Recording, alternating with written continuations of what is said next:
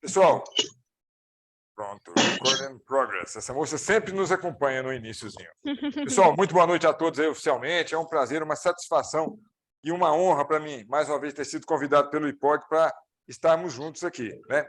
E hoje o nosso tema é um tema que interessa muita gente, né? Interessa pelo que nós estamos passando aí, pelo momento nosso. É um momento, vamos dizer, eu costumo dizer que é um problema bom, né? Entre aspas, porque esse problema reflete um aquecimento do nosso setor. Então, quando nós estamos tratando aí de custos na nossa área, hoje nós estamos tratando de uma área que está forte, uma área que vem com percentuais de crescimento aí, auxiliando o país no crescimento do país em si e auxiliando, inclusive, na. Aqui, pronto. Então, significa. Vocês estão me ouvindo aí? Tá ok? Sim, sim, professor. Estamos ouvindo. O que significa? Significa que o nosso setor está forte, o nosso setor está atuando fortemente, né? Apesar de todas as dificuldades que tivemos aí. Então, eu queria começar com vocês, né? Tratando um pouquinho sobre custo e preço, né? Custo e preço, para a gente poder entender a diferença e onde é que nós podemos, o que nós podemos trabalhar em cima disso. Eu vou compartilhar minha tela aqui e vou abrir meu quadro branco. Quem foi meu aluno remoto aí já está mais ou menos acostumado, né? Então, vamos iniciando aqui, ó. Nós temos, se a gente for compor a estrutura de preço dos empreendimentos, o que é que nós temos?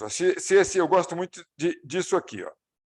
Se a gente for colocar aqui um retângulo, né, ó, um retângulo aqui, e eu disser que esse retângulo, como um todo, no seu conjunto aqui, ó, ele representa o preço. Isso aqui representa o preço. De que é formado? Quais são as partes desse preço? Ó, ele tem duas partes principais. Uma aqui, ó, essa parte aqui azul, eu vou chamar, é o lucro, né? E a parte verde, né? Que é a nossa esperança, verde diz que representa a esperança, a nossa esperança que seja pequenininho, né? É o custo, né? Então, olha só, se eu escrever aqui, quem já foi meu aluno vai responder rapidamente. O que está demonstrado aqui é o seguinte: ó, preço é igual ao lucro mais o custo, né? Porque ele é composto disso. Agora, vamos lembrar, né, gente? Imagina que a Caroline, né, que está ali, comprou um terreno, vou anotar aqui do lado, ó, comprou um terreno por R$50 mil lá em Goiânia, né? Comprou por 50 mil o terreno. E ela quer construir nesse terreno, ela vai construir ali 2 casas, né? E ela vai gastar em cada casa, em cada uma dessas casas, R$70 mil. Então, casa 1, ó, gastou 70 mil, casa 2 gastou R$70 mil também. De forma que, quando somar tudo, o que vai dar? 140 mais 50, R$190 mil. Aí a Caroline, que ela é uma pessoa ligada no que está acontecendo, fala assim: não, agora, como eu gastei 190, paguei 50 do terreno, mais 140 nas 2 casas, eu vou vender, ó, vou até trocar de cor da canetinha aqui, ó. Ela resolve vender isso aqui, ó, por R$500 mil, ou seja, cada casa por 250 mil. Então, a casa 1, ela vai vender por 250 mil, e a casa 2, ela vai vender por 250 mil. É assim que funciona? A Caroline resolve por quanto ela vai vender, vende as casas e tem um lucro ali que, se eu fosse fazer conta, né, se eu pegar minha calculadora aqui, ó, ela vai ter um lucro ali de 500 menos 190, ó, vai ter um lucro de R$310 mil sobre o que ela aplicou, né? Se eu pegar, ela vai ter uma lucratividade fortíssima aqui, 310 dividido por 190, ó, de 63, quase 70% de lucratividade em cima do que ela investiu. Mas é assim que funciona, gente? É a Caroline que resolve o valor que ela vai vender? Será que é assim? Quem fala comigo aqui no chat, ou se quiser, pode abrir o som. Boa noite, Ronaldo. O mercado Não, decidiu. Não é assim. Quem define esse que eu coloquei aqui como preço? Ó? Alguém falou aí antes, é o mercado. Mercado. É o mercado. Ou seja, é a lei da oferta e da procura. O que é a lei da oferta e da procura? Né? Quando a oferta está alta, a procura mais baixa, o preço tende a cair, porque eu tenho abundância. Quando é o contrário, oferta baixa, procura mais alta, o preço tende a subir. Né? Então, olha só, da primeira parte do desenho que eu fiz aqui, vou apagar vou apagar o empreendimento da Carolina aqui, mas ela está lá, depois ela vai vender isso aí. Tá? Então, olha só, dessa primeira parte, o que nós podemos depreender, então? Que eu vou mudar essa equação. Não é preço é igual a lucro mais custo, mas o lucro é igual ao preço menos o custo. Essa equação ela é mais correta, ela é melhor. Por que ela é mais correta e melhor? Porque o que ela representa? Ela representa uma parte aqui que é ingovernável por nós. Isso aqui nós dissemos acertadamente, vocês falaram que é o mercado. Então, se eu quero trabalhar com a minha lucratividade em determinados patamares, eu vou ter que trabalhar fortemente nos meus custos. Né? Então, se eu trabalhar aqui, se eu representar que o mercado vai achatar o meu preço aqui, né, e vai cair aqui um delta X aqui, né, e o meu preço vai se transformar. Antes ele estava nesse patamar aqui, ele veio para esse outro patamar, então o meu preço agora passou a trabalhar nesse patamar menor aqui, né? Aqui então é o meu preço, vou chamar de aqui, preço 2, né? P2. Então, quer dizer, ele foi achatado pelo mercado nesse valor aqui, quer dizer, isso pode acontecer? Pode, acontece o tempo todo. O mercado se inunda, as pessoas, olha, casa de alto padrão está vendendo demais. Corre as pessoas e vão construir casa de alto padrão para vender. Ou então, olha, nós estamos vendendo muitos apartamentos aí de 3 quartos com padrão médio alto. Todo o mercado lança, até um certo nível de estabilidade, aonde o próprio mercado regula e começa a acontecer a redução dos valores pela abundância da oferta. Então, nesse caso, olha só, se eu quiser manter a minha mesma lucratividade que eu coloquei aqui, né? Vou chamar aqui de L, a minha mesma lucratividade aqui, lucro, né? Representado por L aqui de lucro, eu vou ter que trabalhar o quê, gente? Necessariamente, eu vou ter que diminuir, achatar os meus custos. Aqui, olha só, eu tinha um custo aqui que ele foi reduzido na mesma proporção ou com um valor menor até do que o do mercado. Né? Então, eu tenho aqui o meu custo 2, custo 2, que está aqui, eu vou representar aqui por C2, C2, e aqui era o C1, né? O custo, ou C aqui. Então, o C2 tem que ser menor do que o C, ou seja, eu tenho que reduzir o meu custo se eu quiser manter a mesma taxa de lucratividade. Então, observa bem, o custo para a gente ele é um elemento estratégico. Né? Então, atuar em custos, custos, ele representa estratégia, é um dos pontos estratégicos da nossa empresa. Por quê?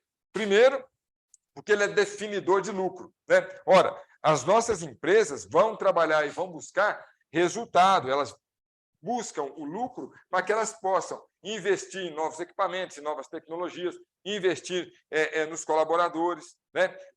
Remunerar os acionistas, ou seja, aqueles que colocaram dinheiro e assumiram risco. Então, o lucro serve para o lucro que move essa máquina que são as nossas empresas, os nossos trabalhos, ainda que sejamos nós profissionais autônomos. Então, atuar de forma inteligente, né? E aí eu chamo de forma inteligente, né? Em custos, é uma ação, é uma opção, é uma tendência, uma escolha estratégica. Né? Por quê?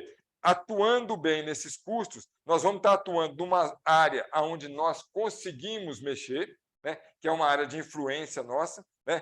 Os custos nossos internos são áreas que nós conseguimos fazer. Né? Então, é uma área estratégica. Muito bem. Então, Dentro dessa linha, eu queria trazer para vocês aqui um seguinte gráfico. Ó. Deixa eu mostrar aqui os componentes do custo, né? Deixa eu abrir aqui para a gente. Vou abrir um mapa mental aqui. Para quem está curioso, antes, quando eu estava nessa tela aqui, ó, eu estava usando um quadro branco que chama Microsoft Whiteboard, da Microsoft. Free. Né? Quem quiser usar, pode usar à vontade. É free. Tá? E depois, eu estou usando uma mesinha digitalizadora aqui para poder escrever. Tá? Hoje custa aí, já custou muito mais caro na época da pandemia mais pesada, né? Hoje custa uns R$200, algo em torno disso. Vamos entender, então, a composição desse preço, mas entendendo os nossos custos, como é que eles funcionam. Né? Deixa eu ver aqui, deixa eu aumentar um pouquinho o zoom, a tela pode estar aqui. Ó, pronto.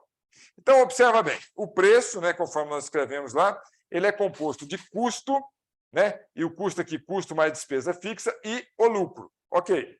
Vamos entender os custos. Né? Despesa fixa, normalmente, a gente trabalha com com os nossos empreendimentos.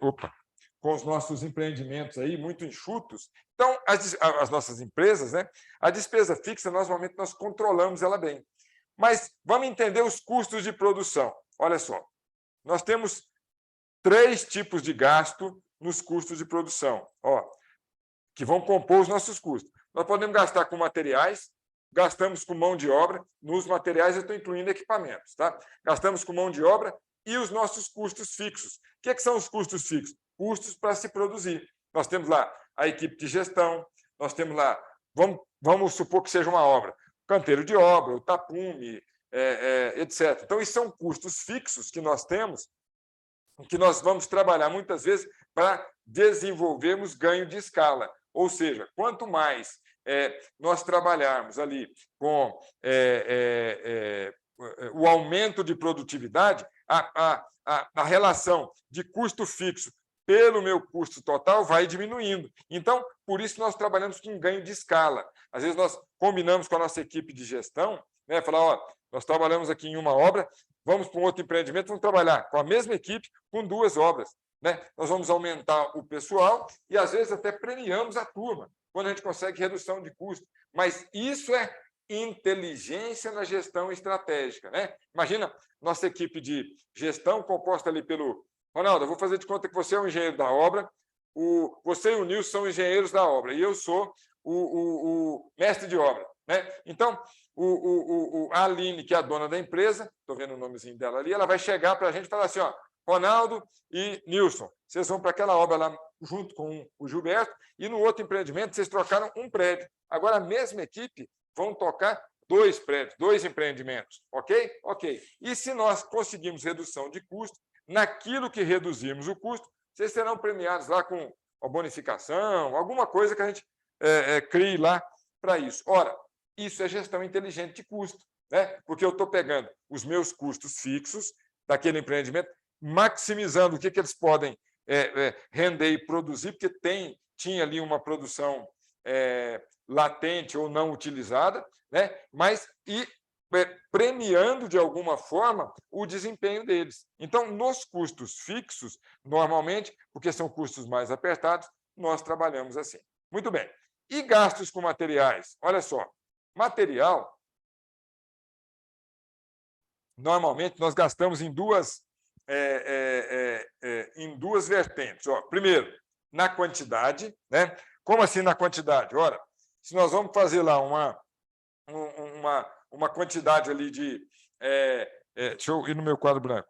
De 3.000 metros quadrados, 3.000 metros quadrados de piso em porcelanato. 3.000 metros quadrados de piso em porcelanato. Então, porcelanato. Eu vou gastar uma determinada quantidade de porcelanato, que vai ser pouco mais de 3.000. Vamos supor que a perda fosse de 5%. 3.000 vezes 1,05, nós gastaríamos algo em torno, aproximadamente, 3.150 metros quadrados de porcelanato mesmo, do piso, porcelanato, 60 por 60, etc. Gastaríamos uma quantidade X ali, né, de quilos de argamassa de cimento cola, C3 aqui, ou uma argamassa para grandes formatos, né? própria para isso. Gastaríamos ali uma certa quantidade de quilos de rejunto, né? Ó, rejuntamento, de rejunte. Gastaríamos ali uma certa quantidade da juntinha niveladora com a cunha ali. Pronto. Então, para esses 3.000 metros quadrados de piso, teríamos um gasto específico, né, de materiais. Agora, se eu subir isso aqui para 5.000 metros quadrados de piso, ó, porcelanato, mesma coisa, piso, porcelanato, o que vai acontecer com meus materiais? Eu vou subir. Se eu trabalhar ainda com os mesmos 5%, ó, 5.000 vezes 1,05, eu vou gastar 5.250 metros quadrados de porcelanato, vou gastar Y quilos de argamassa, Y quilos de rejunto, as juntinhas niveladoras. Então, a quantidade de serviço ela me implica que eu tenho um gasto maior de materiais, natural, tranquilo isso aí, né? E ele vai... Opa, estou toda hora aqui apertando onde não devo, né? Então, ele aumenta naturalmente. Agora, observa bem, né? Olha, aqui, ó, quando eu peguei como exemplo os 5% de perda aqui, ó, eu trabalhei com 5% de perda aqui e 5% de perda aqui para aumentar o meu piso em porcelanato. Ok? Ok. Também aí eu posso começar a ter uma gestão estratégica inteligente de custos, né? O que nós podemos fazer? Ora, nós podemos pegar as sobras, os retalhos que tem e podemos trabalhar com rodapé, se o projeto de arquitetura pediu assim. Nós podemos trabalhar o projeto de arquitetura com um determinado tipo de paginação que vai reduzir as nossas perdas, né? Mas nós temos que entrar um pouquinho antes, né? Por isso que eu chamo de gestão inteligente de custos, um pouquinho antes, mantendo o mesmo padrão. Estou usando um porcelanato do mesmo jeito, não estou mudando a especificação do piso. O meu empreendimento é de alto padrão, mas eu vou entrar um pouquinho antes, vou discutir com o arquiteto como é que ele partiu daquele piso, né? Como é que ele está considerando a junta? No apartamento inteiro, ou na casa inteira, ou no sobrado inteiro, é muito mais bonito, ok? Mas ele vai trabalhar ali de ambiente por ambiente, vai colocar uma soleirazinha. Tem arquitetos que não querem isso, determinado padrão de empreendimento, não aceitam. Mas quando nós conseguimos fazer isso, nós reduzimos as perdas. Então, mas isso ainda envolve, né? Deixa eu voltar aqui no nosso gráfico, mas isso ainda envolve quantidade de materiais, né? E o índice desses consumos. Quando eu falei ali para vocês que nós vamos trabalhar com 1,05 metros quadrados de porcelanato para cada metro quadrado de piso que eu tenha que fazer, eu estou falando de índice de consumo de materiais. Assim como vai entrar com argamassa. Como é que a gente faz com argamassa, né? A gente costuma trabalhar ali com 4 quilos, sei lá, um saco de 20 quilos de argamassa vai fazer ali, dependendo do piso, se eu tenho que usar dupla colagem ou não, 2 metros, 3 metros quadrados de piso, aproximadamente, dependendo da característica. Mas isso está tudo envolvido, gente, ó, na quantidade do serviço que eu vou trabalhar. Mudou a quantidade de serviço, muda a quantidade dos materiais. Mas nós vimos lá que nós podemos ser inteligentes. Onde? No índice de consumo, né? Eu vou trabalhar no projeto, eu vou trabalhar na execução, né? Eu libero, né? Muito interessante. Se eu tenho unidades repetidas de apartamento ou de casa, que seja horizontal, ou até de uma reforma, o que a gente costuma fazer? Chama o pedreiro, né? Agora eu vou transformar o Ronaldo em pedreiro. Já foi engenheiro, agora você vai virar pedreiro, Ronaldo. Então, chamo o Ronaldo, que é o meu pedreiro, e falo assim, Ronaldo, vou te entregar aqui, ó, tantas caixas para você fazer esse piso. Olha a paginação, como é que está. Nós já fizemos as contas aqui e é possível. Simulamos ali e tal. Então, vamos manter isso aqui, ó, e mantendo isso e conseguindo com tantas unidades fechar isso aqui, eu vou te premiar, vou te dar um bônus, né? E o Ronaldo vai ficar interessado. Então, essa gestão inteligente que é importante, né? Não nós acatarmos, 5% de perda, está bom, e vamos em frente. Não, 5% de perda, a gente tinha empreendimentos muito grandes, representam muita coisa, né? Nós temos aí, às vezes, tinha uma fala do professor, um grande professor aí me fugiu o nome agora, que trabalha com produtividade e consumo de materiais, né? Que ele falando uma vez com uma repórter, imagina como se fosse a Carolina ali, uma repórter, e ela estava o entrevistando, e ele falou o seguinte: olha, se nós cuidássemos bem dos nossos empreendimentos, é possível que a cada 2 prédios construídos nós conseguíssemos, se cuidássemos bem, então, mais um empreendimento, mais um prédio. Como ela não era da área, ela foi escrever assim, ó, o professor Biraci Spinelli falou o seguinte, que a cada 2 prédios que se constrói, um sai na forma de entulho. E não é isso que ele queria dizer. O que ele queria dizer é que, bem gerido, com cuidado, com zelo, e aí nós estamos falando do processo inteiro. Pensa, 10% de perda no aço. Não, mas nós podemos ser inteligentes e comprar cortado e dobrado. Perda no concreto. Mas quando eu vou bombear, tem a perda da bomba. Mas eu tenho perda com bomba se eu não tiver por onde usar o concreto da bomba, né? Eu estava aqui agora, tem um cliente nosso aqui em Brasília, um engenheiro novo, mas assim muito concentrado, muito focado ali. O que ele fez? Ronaldo, olha só, a obra dele ela não tem subsolo, né? São 10 pavimentos para cima, né? E o térreo tem ali área de lazer, etc., algumas garagens, mas não tem o subsolo. Então, o que ele fez? Fez a fundação, né? Soltou os blocos de fundação, abriu, deixou as baldrames escavadas, preparou, deixou arrumadinho lá, ele vai concretar contra barranco, colocou a ferragem, né? E depois disso, agora o que ele faz? Ele foi concretando os pilares, concretou a primeira laje. O nome dele é Jamie, né? Eu falei, Jamie, e as baldrames? Ele, espera aí, Gilberto. Né? Aí, no outro dia, eu cheguei, ele tinha concretado um pedacinho de baldrame. Falei, ué, e aí, por que você não fez o resto?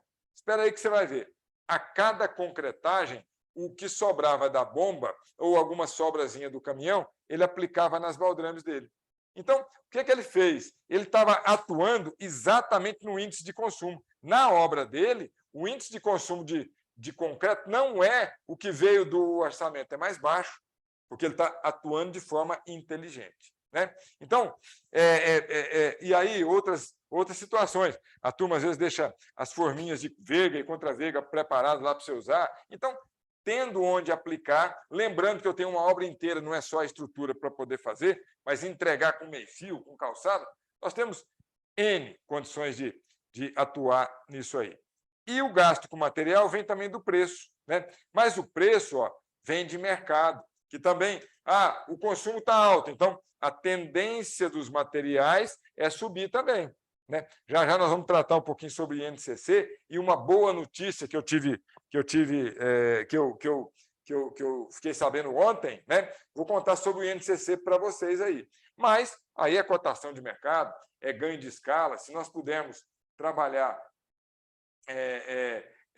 com ganho de escala, nós vamos ter uma condição maior, um poder maior de compra. Muito bem. Então, esses custos aqui em relação a materiais, nós temos isso aí, um cuidado com o projeto, né, de forma inteligente, de forma que nós vamos trabalhar com arquitetura, a paginação, né, isso eu estou falando de revestimento, mas o próprio esquema das bancadas, né? Vamos pegar um exemplo interessante aí de projeto. Talvez poucos de vocês são mais jovens, talvez não tenham conhecido aí a Encol. A Encol foi uma grande construtora e incorporadora de dimensão internacional brasileira, né? E eu nunca trabalhei na Encol, mas eu sempre acompanhei o que eles faziam, por entender que eles faziam muito bem aquilo lá. Então, como é que a Encol fazia nos processos deles ali, né? Eles começavam a trabalhar muito cedo nos projetos, organizavam os projetos de tal forma que, comercialmente, os prédios eram muito bonitos. Fachada mais elaboradinha, assim, em termos de cuidado. A entrada do prédio, por exemplo, muito arrumadinha, nos halls. Tal. Você entrava no hall, poxa, você estava entrando num apartamento de padrão alto, né? Entrava no hall do apartamento, entrava para dentro do apartamento, muito bem acabado, muito bem feito, mas dentro de um padrão que ele se propunha a entregar aquele empreendimento, um médio alto ou um médio médio, né? Então, o que significa isso? Trabalhar com inteligência, né? Não fica muito caro eu organizar, colocar um material um pouquinho mais nobre na entrada, mostrar aquilo para o meu comprador, encanto o meu comprador, sem fugir de nada do que foi combinado com ele no interior do apartamento ou na própria casa. Então, quer dizer, que significa o quê? Eu atuar inteligentemente junto com os projetos. Isso é muito importante. Nós, muitas vezes, negligenciamos isso. Nós recebemos os projetos como vêm, muitas vezes não temos tempo de parar para poder olhar, porque o projeto já chega, vamos dizer assim, ele já está, quando o projeto chega, ele já está atrasado uns 3 dias, porque nós já tínhamos que ter feito, então a gente pega e joga em frente, mas o projeto é a fonte inicial dos gastos. Ora, como é que eu vou executar a minha obra? Segundo aquilo que está no projeto. Então, se ele é a fonte inicial dos gastos, eu tenho que dar um foco nele, né? Muito bem. Então, gastos com materiais, eu vou voltar a esse tema daqui a pouquinho. Quantidade com material e o próprio preço dos materiais aqui. Gastos com mão de obra, né? Também nós temos 2 vertentes aí. Deixa eu voltar lá no meu quadro branco, né? Ó, 2 vertentes. Se eu tenho, vou pegar aqui o mesmo exemplo. Se eu tenho 3.000 metros quadrados de porcelanato para poder assentar, e o meu profissional faz, vou pegar aqui, sei lá, 15 metros quadrados de porcelanato por dia, bem feitinho, né? Vou colocar aqui 9 dividido por 15, mais ou menos. Então, ele vai fazer 0,6 horas para cada metro quadrado de porcelanato. Tá bom. Agora, se eu vou fazer aqui 5.000 metros quadrados de porcelanato, né? É lógico que ele vai gastar mais tempo. Se a produtividade dele é 0,6 horas para cada metro quadrado aqui, 0,6 horas para fazer 1 metro quadrado, é assim que a gente lê essa composição, né, gente? Aí eu vou gastar X horas para fazer 3.000, ou seja, vai fazer direto aqui, 3.000 vezes 0,6. Ele vai gastar 1.800 horas para poder fazer aquilo ali. Se eu dividir por 188 horas, que é quanto um profissional trabalha no mês, 100 horas extra, né? Eu vou precisar de 9 profissionais para fazer essa quantidade de piso aqui em um mês, ok? Ok, tranquilo. Mas e para os 5.000 metros? Ora, se for a mesma produtividade, né, nós vamos gastar aqui né, a mesma 5.000 vezes 0,6. Né? Ele vai...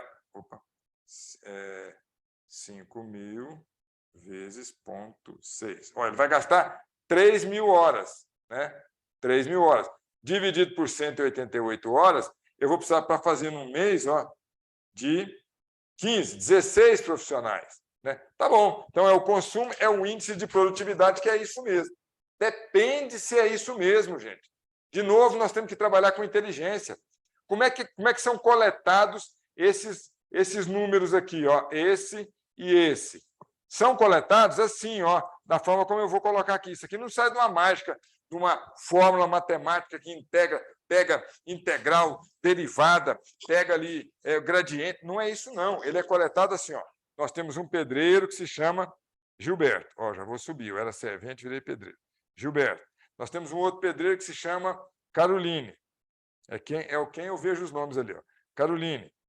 Temos um outro pedreiro que é o Dr. Ronaldo. Então, está aqui. Os 3 pedreiros estão aqui. Aí eu vou colocar esses pedreiros para trabalhar segunda, terça, quarta, quinta e sexta-feira. Ok? Ok. Aí, eu vou apontar as horas deles. Eu vou olhar quantas horas eles trabalharam naquele serviço. O meu objetivo aqui é apontar um serviço de assentamento de piso, porcelanato, 60 por 60, sei lá, junta reta. Junta reta. Pronto. É uma composição que eu estou apurando ali o valor. O Nilson ali, quem é? Pessoal, eu estou precisando ter neto, e quando o Nilson mostra ali os menininhos, eu paro aqui para poder ver quem é. Dá licença aí um pouquinho. Quem é aí, Nilson? Me conta aí. Essa é a Angelina. Angelina, prazer conhecê-la, viu? É sua filha, Nilson? É minha filha. Angelina, seu pai foi meu aluno, muito aplicado, prestou atenção, não conversou, tirou nota boa, fez todos os deveres. Pode dar os parabéns para ele aí, viu? Tá bom? Ó, um beijo do vovô, ó. Tchau. É um beijo.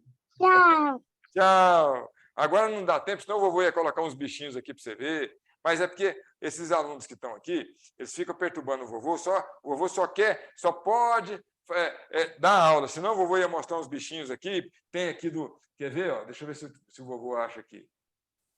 Ah, não sei se o vovô vai achar, mas vamos ver se o vovô acha aqui. Espera aí. Ó, acho que pode ter alguma coisa aqui. Aí o vovô coloca umas caretinhas assim, aí depois coloca. Quer ver? Olha aqui, ó. Vira um porquinho, olha só que legal. Agora eu vou arrumar um chapeuzinho, olha aí. Tá vendo? E aqui, ó, vou colocar agora uma máscara, olha só. Ou então, olha que coisa engraçada que ficou, olha só. Tá vendo? Ó, deixa o vovô parar com isso aqui, senão tem um monte de aluno aí junto com o seu pai, os coleguinhas do seu pai, vai dar tudo bronca no vovô. Falar, aquele vovô foi lá para ele falar de palestra e ele ficou brincando lá com a neta. Já é minha neta, viu Nilson? Angelina, tchau, ó, um beijo. Tchauzinho. Tchau. Então, olha só.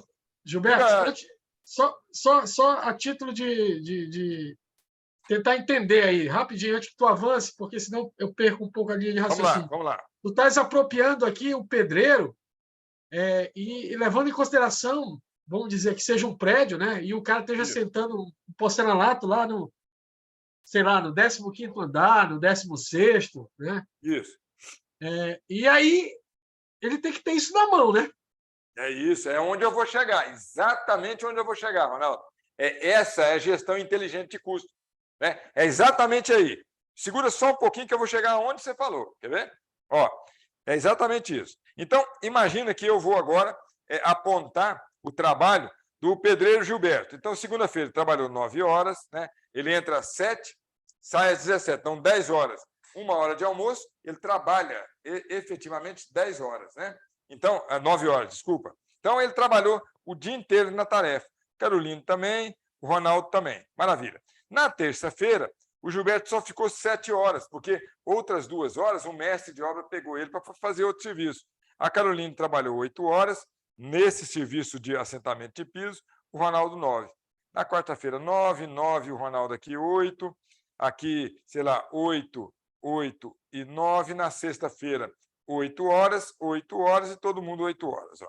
Então, o total de horas que foram trabalhadas aqui foi o seguinte, ó, 16 mais 18 mais 7. Gilberto trabalhou, o pedreiro Gilberto, 41 horas nessa tarefa aqui.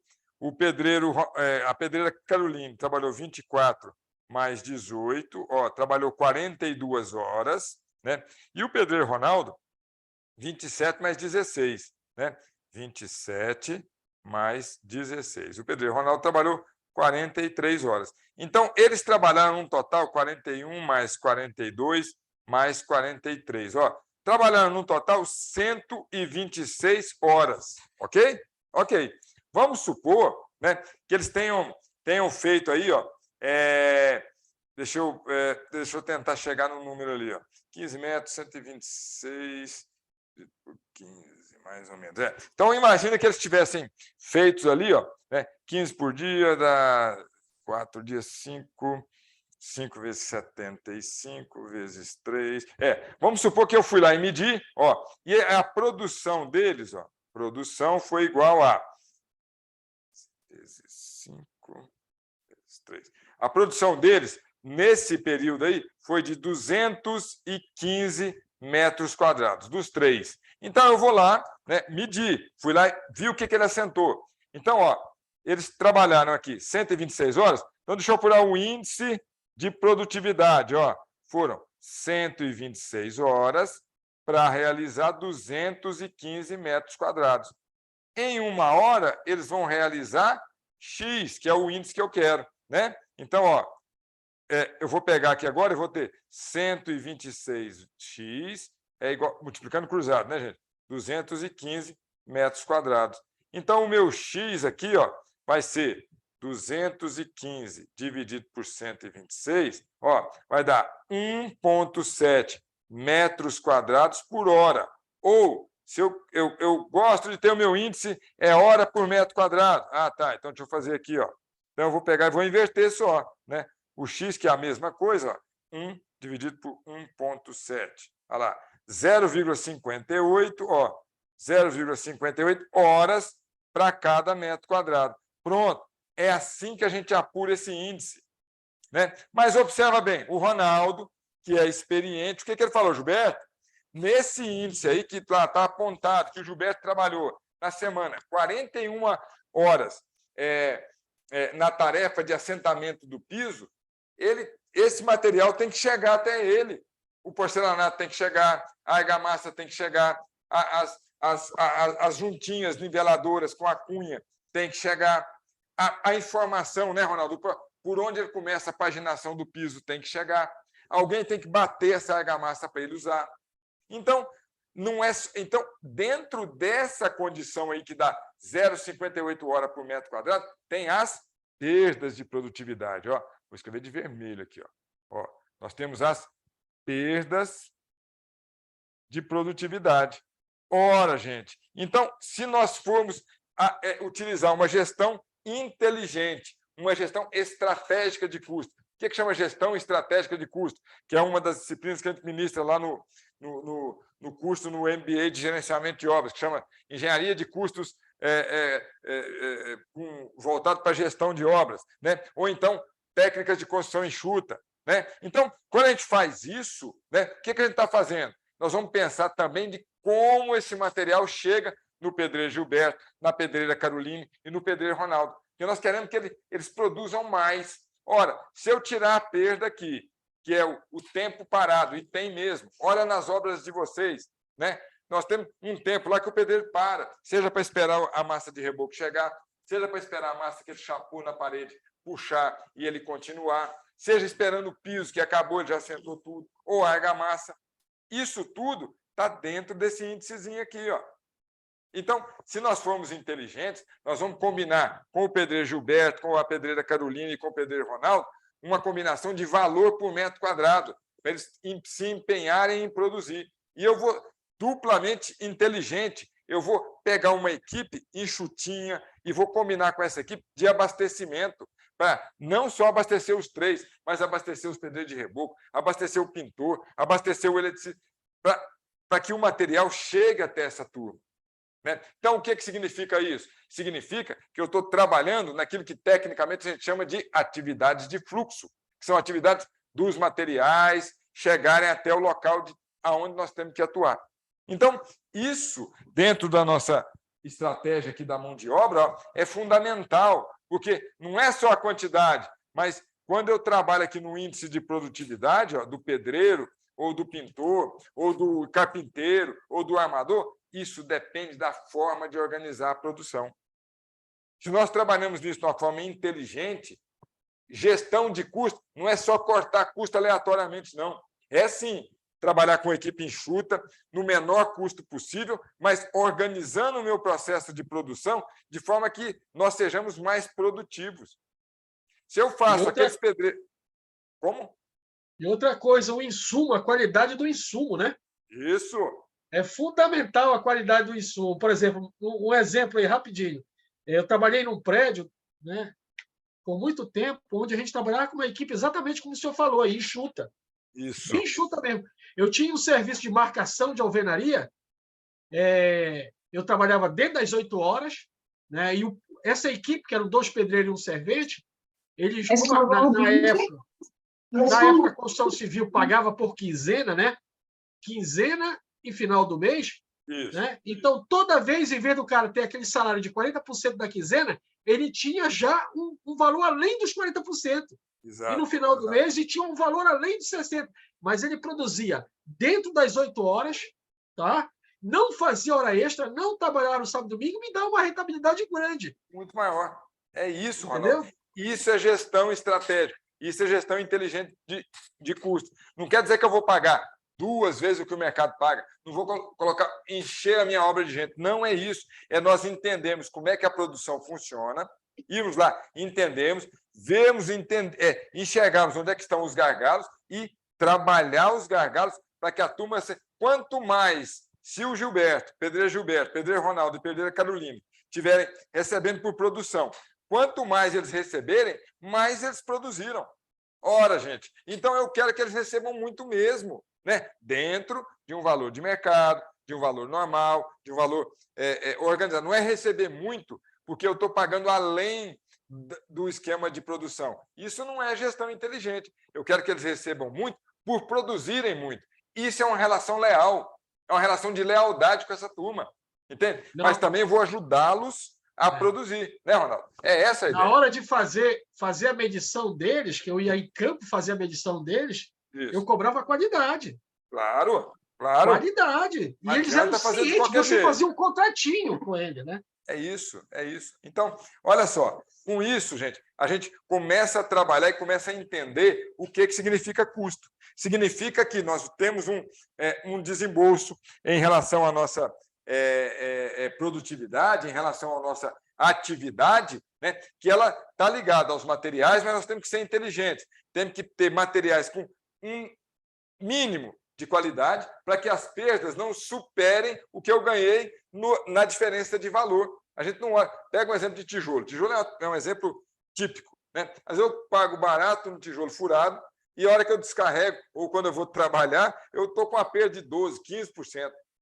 Sendo que o meu desconto em relação a um tijolo melhora um pouquinho, foi de 5%, 8%.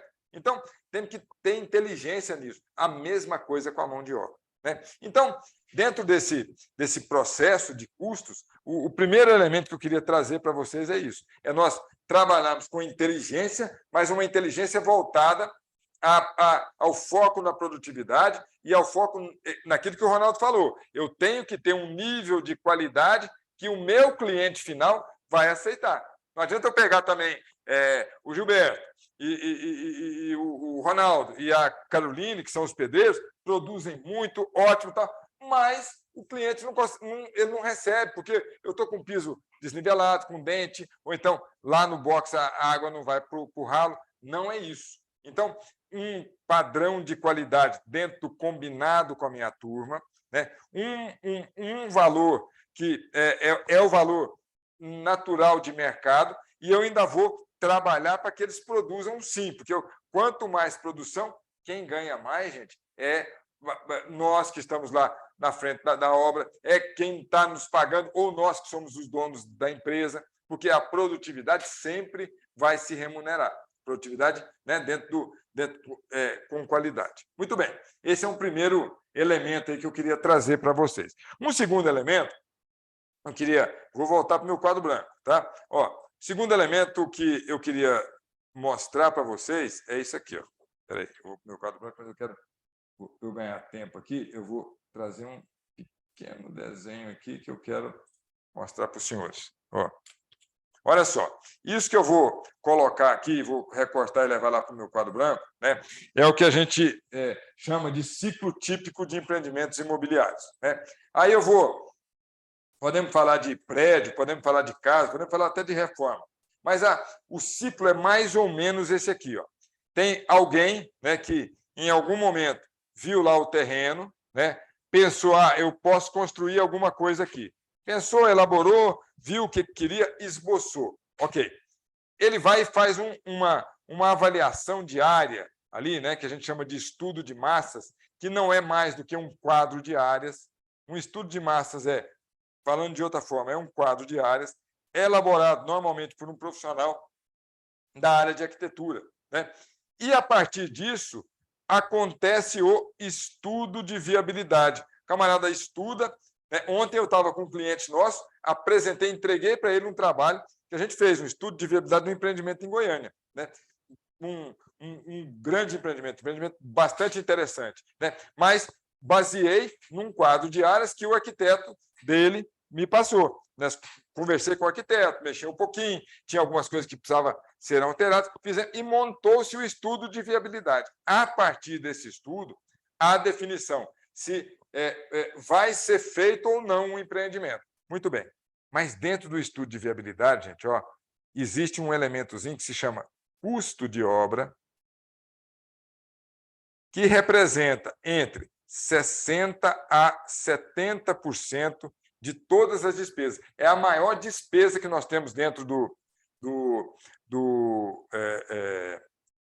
empreendimento, do estudo de viabilidade, é o custo de obra. né? Em shopping center, isso aqui costuma chegar até 85%. Né? Então, o que acontece? Ora, eu tenho que estimar o meu custo de obra. Nós estamos tratando de custo, não é? O nosso tema hoje é custo. Como é que começa esse custo? Começa aqui, ó. Eu tenho que estimar o custo no momento que eu não tenho nenhum projeto. Os projetos eu só vou contratar se o estudo de viabilidade falar assim, ó, tá certo, tá bom, eu vou fazer. Aí, ó, o próximo passo é eu contratar esses projetos aqui. Então, não tem nada de projeto aqui e tenho que estimar o meu custo de obra, né? Aí, nós podemos utilizar algumas técnicas para isso.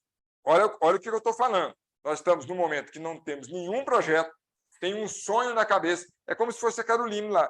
Viu o terreno, falou, ó, se eu comprar esse terreno, eu vou construir aqui 2 casas, vou gastar tanto e vou vender talvez por tanto, porque o preço do mercado aí não é. Aquela hora eu falei que ela queria vender pelo valor que desse na cabeça dela, mas não é. Ela vai ver o preço de mercado e vou vender a tanto. Ok? Ok, maravilha. Mas ela começou, o que ela fez ali foi uma concepção, ó, concepção aqui, depois ela colocou no papel alguma coisa, né? E a partir dali ela foi executar o trabalho. Então, dentro do estudo de viabilidade, a partir do momento que eu falo, ó, vou comprar o terreno para executar, é só a partir de então que eu começo a ter projeto. Então, olha, nós temos uma definição do custo de obra muito cedo, sem projeto. Custo de obra, ó, é definido precocemente, muito cedo, né? Bem cedo, vou colocar aqui para escrever mais rápido, bem cedo e, ó, sem projetos. Ah, mas o que a ausência de projeto me impede em relação ao custo de obra? Ora, ele impede pelo seguinte, gente. Quando eu vou fazer um orçamento e definir um custo de obra, eu tenho que ter uma planilha mais ou menos assim, ó. Tem um item, eu tenho aqui uma descrição,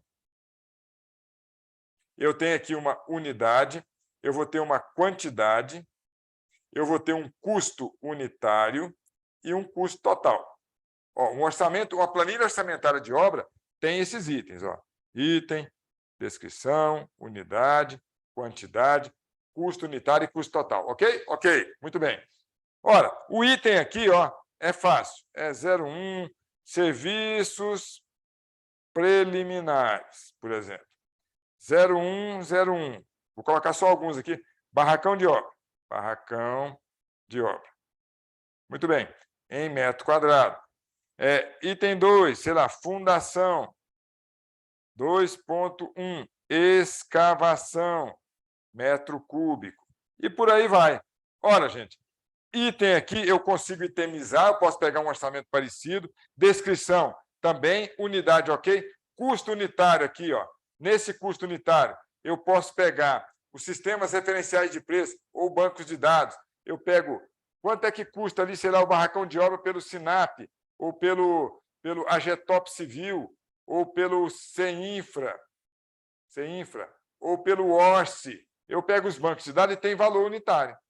O total aqui, ó, eu multiplico a coluna A, que é a quantidade, pela coluna B, que é custo unitário. O custo total é fórmula, é A vezes B. Então, aqui eu resolvo também. O nosso problema está em levantar as quantidades. Então, como a gente não levanta, aí a gente parte para fazer estimativa. Por quê? Porque, olha, eu tenho que fazer estimativa, porque eu defini meu custo de obra muito cedo. Lá atrás, quando eu ia fazer o estudo de viabilidade, e aí eu fiz estimativa. Só que as estimativas, gente, ó, elas vão ter que responder a 2 perguntas, né? Sempre. Elas vão ter que responder, ó, primeiro, tem precisão essa estimativa que você está utilizando? Segundo, ela permite acompanhamento? Ora, vou abreviar aqui, ó. Por que eu estou perguntando isso? Pelo seguinte, ó, se eu estimei o custo de obra aqui, na hora que eu estava fazendo o estudo de viabilidade, né? E defini que, ó, vou comprar o terreno, vou fazer e vou ter tanto de lucratividade, ora, meu Deus, ele tem que ser preciso, porque senão quando eu chegar aqui no fim, ó, aqui no final, e for apurar, não vai dar resultado, porque não era preciso a minha estimativa, não tinha precisão. Então, primeira questão que a estimativa tem que responder é: precisão. Segunda questão, não existe precisão que dê conta de uma falta de acompanhamento. Quem é que eu falei no início que é a fonte de gastos gerados nas nossas obras? Os projetos. Aqui eu tenho projeto aprovado, projeto executivo. Então, esses projetos têm que ser acompanhados passo a passo, e eu vou tendo uma planilha orçamentária que eu vou acompanhando. A Aline, que é a minha calculista de fundação, está orçando uma fundação com 300 mil. Opa, na minha planilha orçamentária ela está com 200 mil. Aline, não dá. Estou estourando em 100 mil. Tá bom, Gilberto, então deixa o prédio cair. Não, Aline, não apela não, vou usar a sua fundação, vou economizar em outro lugar. Entende? Então, eu tenho que ter acompanhamento, tanto nos projetos quanto nas compras que eu vou fazer. Ora, gente, então, precisão e acompanhamento são os dois elementos aqui, né? Tá. Quais são algumas das formas que nós temos de estimativa de custo hoje? Nós temos CUB, nós temos custo histórico, ou seja, eu venho fazendo há tanto tempo esse valor aqui, né? E outro que a gente trabalha dentro de sala de aula, no MBA de gerenciamento de obras, que é o orçamento por parametrização. Ora, então vamos lá. O CUB, em relação à precisão, agora vou avaliar eles aqui e já dar uma avaliadazinha para vocês. Precisão, mais ou menos, né? Porque o CUB ele trabalha com áreas, mas ele não pega toda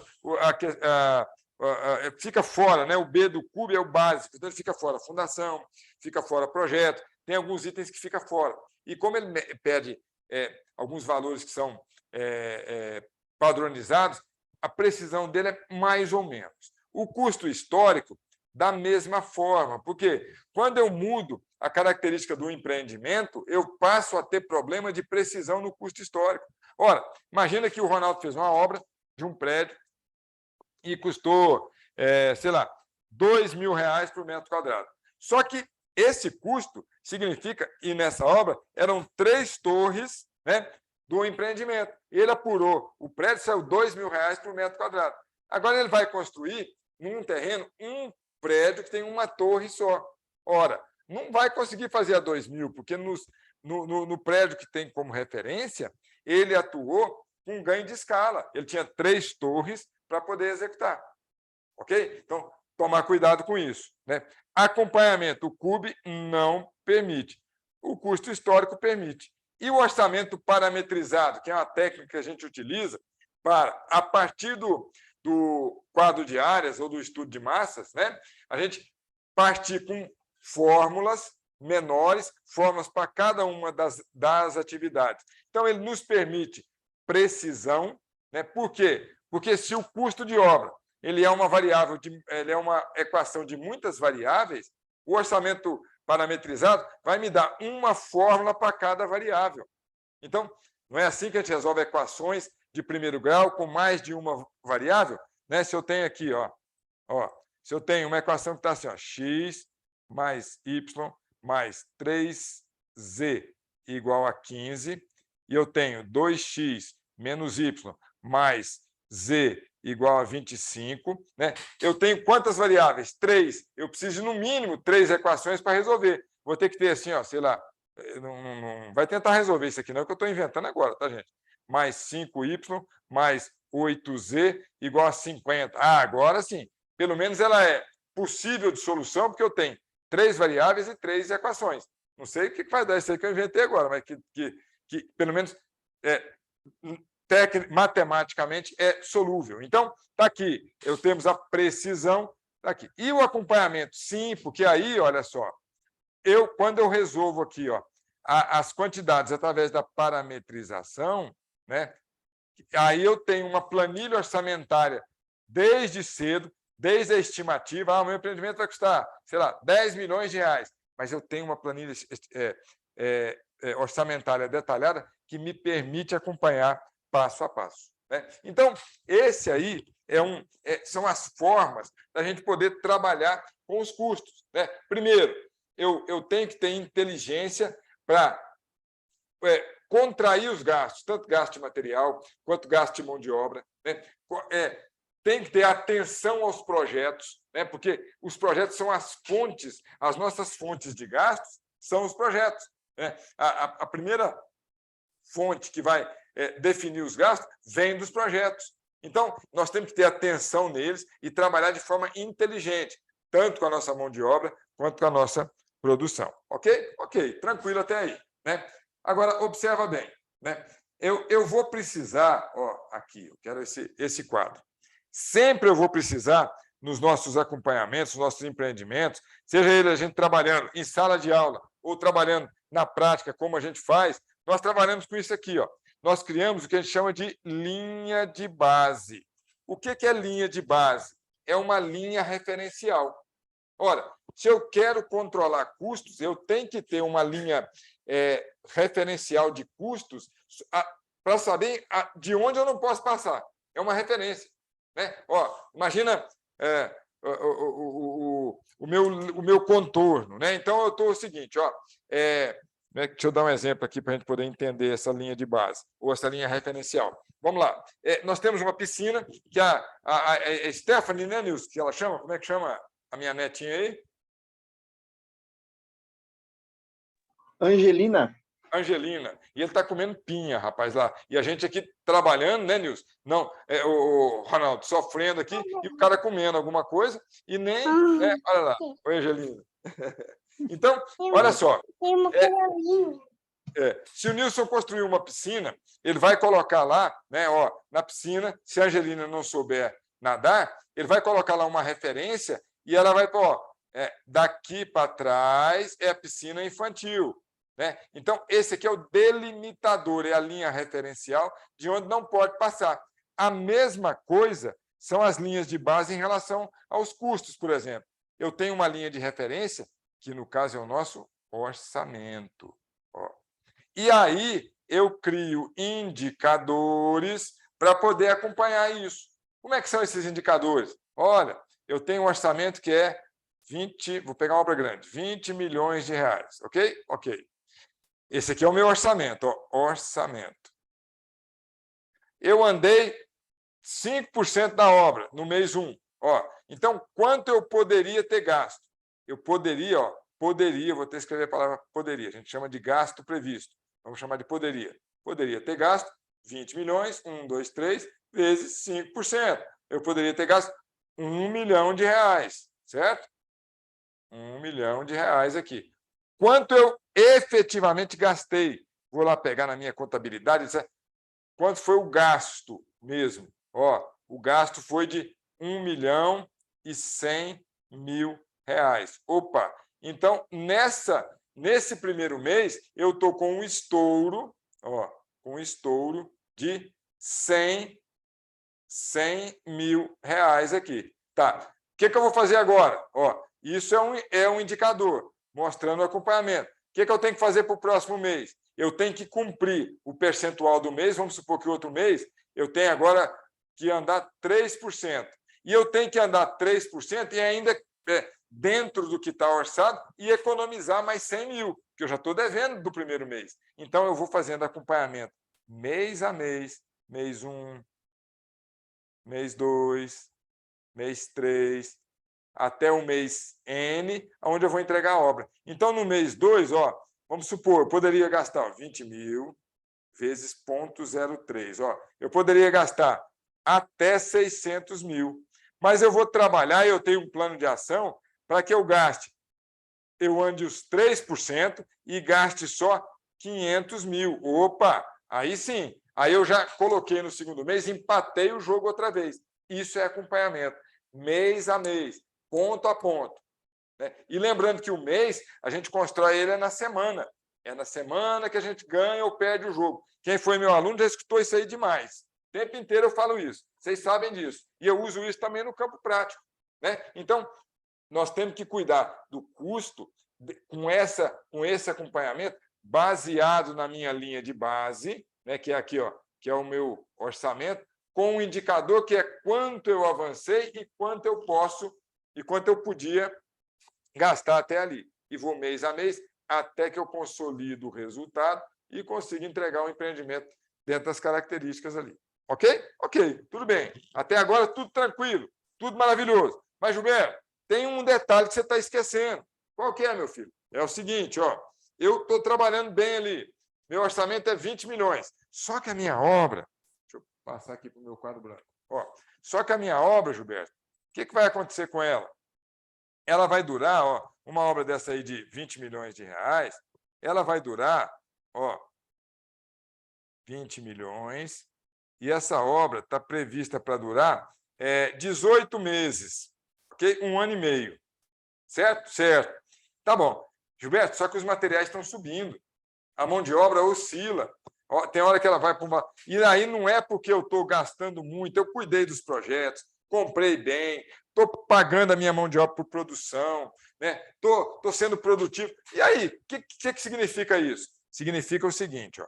Imagina aqui, vamos dar um exemplo agora. Imagina que eu tenho uma obra que custe R$1 milhão em janeiro de 2022. E aí eu vim cá em janeiro de 23, durou um ano a obra, ó, janeiro de 23, e eu entrego essa obra, eu apuro os custos dela, dá R$1.100.000. Né? A inflação do período, ó, a inflação do período, medida pelo INCC, por exemplo, foi de 10%. Quanto eu estourei a obra nessa entrega aqui? Quem é que me responde? A obra era valor 1 milhão, durou um ano, eu entreguei ela por 1.100.000. A inflação do período, isso aqui é a inflação, ó. Inflação do período. Inflação foi 10%. De quanto foi o estouro de custo?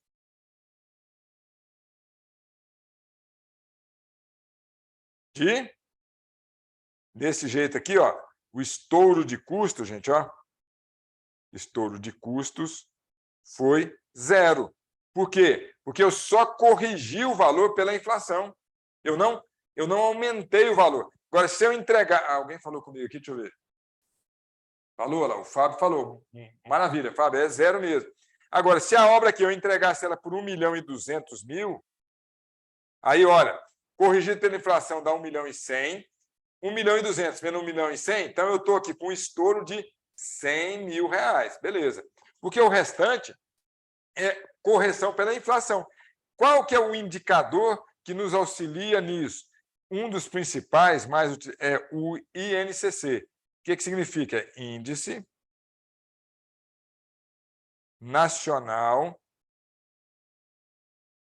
de Custos da Construção. Certo? Ó, custos da construção. Então, o INCC, né, ele é uma... Quem calcula ele é a FGV, né, Fundação Getúlio Vargas, ó, FGV que calcula, e ele é um índice que ele pega uma cesta de produtos, né, pega uma média desses produtos e vai avaliando ao longo do mês, com características de construção, etc., e dá um percentual. Ó, esse mês de... Nós estamos em março. Mês de fevereiro deu 0,38% de aumento. Tá bom. Então, a inflação daqueles produtos, uma média, deu 0,38%. Então, o INCC, nos moldes que ele está até hoje, ele nos ajuda a entender um pouquinho e a corrigir minimamente os nossos números. O que eu chamo minimamente? Que ele é uma média. E sendo uma média, tem hora que... Imagina que eu tô na fase de estrutura. Então, eu estou gastando muito concreto, aço e forma. E aí, o aço subiu 70% nesse período que eu estou nele. Vamos supor, isso aconteceu lá em 2002, no ano passado, no primeiro semestre de 2021. Aconteceu. Então, o aço, 70%. O concreto subiu mais 20%. Tal. Quando você vai ver o INCC, ele está dando ali no período 8%, 8,5%, porque ele é média. Então, ele pega a média do aço, mais a média do concreto, mas eu tenho porcelanato, etc. Então, quem estava fazendo obra de estrutura naquele momento ficou penalizado, porque o INCC não corrigiu todo o orçamento e ele trabalhou em estrutura. Ao longo da obra, a tendência é corrigir, é melhorar. Mas aí a notícia que eu falei para vocês que eu tive, né? O INCC, trabalhado pela Fundação Getúlio Vargas, provavelmente agora ele vai ser distribuído, a metodologia é a mesma, mas ele deve sair logo daqui uns 2 ou 3 meses, já dividido, separado em padrões de acabamento, como baixa renda, médio padrão, alto padrão, e por aí vai. Né? O que ainda a gente queria é que ele saísse por fase de obra. A gente, inclusive, deu algumas sugestões, mas ainda não é possível. Mas já é um avanço. Né? Ele vai continuar com a mesma metodologia, sem alteração, mas vai nos ajudar. Então, ele é um indicador. Né? Por que ele é calculado? Porque existe inflação. E a inflação está atrelada à movimentação econômica, entre outros fatores. Existe também inflação por incerteza, por insegurança, por medo. Existe. As pessoas retraem, né? Mas, nesse caso do nosso setor, está indo por aumento ali de procura, né? Na lei da oferta e da procura, esse aumento está acontecendo. Então, dentro desses elementos, é muito importante esse acompanhamento que eu mostrei aqui, ó, né? Cadê? Não, mostrei só lá no slide, né? Ó, esse acompanhamento que eu mostrei aqui, ele tem que ser um acompanhamento também inteligente, que não adianta eu sacrificar e falar, ó, o meu orçamento é de 20 milhões de reais a preços fixos. A obra vai durar 24 meses e nós vamos ter que trabalhar com esse valor, a partir daí acabou. Não funciona assim, porque aí pode funcionar como meta, como alvo a atingir. Né? A gente fazia isso com as nossas equipes. O que a gente fazia? Pessoal, a direção da empresa colocou ali, ó, que nós temos uma bonificação aí de 5% para ser distribuído pela equipe sobre a redução de custo. Então, vamos fazer o seguinte, nós temos um valor orçado de 20 milhões de reais, ok? Ok. Não vamos fazer a correção e vamos trabalhar para poder alcançar o número sem a correção, ok? Ok, mas aí como meta, não como apuração do valor. Né? Então, a gente já trabalhava para ter os ganhos de produtividade, o enxugamento de custos e tal, mas o INCC trabalhava a nosso favor. Né? Mas tem que ser inserido, ele tem que entrar. Tá? Então, para resumir, para eu poder abrir para as perguntas, né, eu gostaria de resumir para vocês o seguinte, ó, aqui, anotando aqui. Então, o que é que nós falamos? Primeiro, nós falamos, ó, em relação a aumento de custo, o que fazer? Primeiro, gestão inteligente, eu chamei ela de estratégica, mas é inteligente de custos de mão de obra. É nós buscarmos profissionais produtivos, né, e dentro da possibilidade, porque tem hora que não é possível, dentro da possibilidade, né, ou é mais difícil, pagarmos por produção e trabalharmos de forma com que eles sejam realmente produtivos. É aquilo que o Ronaldo chamou a atenção. Olha, não adianta eu combinar com o cara para ser produtivo se eu não disponibilizo o material para ele. Não vai adiantar. Né? Segundo, ó, gestão inteligente de materiais, né, dos custos de materiais. Tá? Então, aí vai desde o projeto até o esquema da compra, uma compra inteligente. Né? A compra inteligente ela não quer dizer que é só por valor. Ela, obviamente, vai brigar no valor, sim, senhor, mas ela vai focar também numa qualidade que eu não tenha perdas excessivas lá na obra. É a mesma coisa de projeto, gente. Quando você vai contratar um projeto, né? Às vezes você tem um projeto de 30 mil reais e outro projeto de 70 mil de estruturas, por exemplo. E aí você vai, não, vou contratar o de 30, que está mais barato. Mas o de 30 usa uma taxa de aço que vai dar 110 quilos por metro cúbico. E o de 70 mil vai trabalhar com técnica dentro de uma taxa de aço que vai te dar 85 quilos por metro cúbico. Ora, o de 70 vai se pagar 1000 vezes ao longo da obra. Então, isso é gestão inteligente nas compras, né? Tanto aqui dos materiais e tal. Terceiro ponto importante aqui, é a gestão inteligente da estimativa dos custos iniciais. Estimativa dos custos iniciais. Vou colocar aqui entre parênteses, aqui embaixo, orçamentação. Nós temos que ter cuidado com aquilo que a gente parte como referência. né? Eu citei alguns exemplos ali rapidamente. Nas nossas aulas dentro do MBA de Gerenciamento de Obras, a gente detalha isso aí com mais tempo, né? Com mais calma, mostrando a metodologia. Mas nós temos que ter atenção nisso, senão nós vamos errar. Né? E aqui, ó, por fim, agora eu vou colocar de outra cor, 4, a gestão inteligente de índices inflacionários. Né?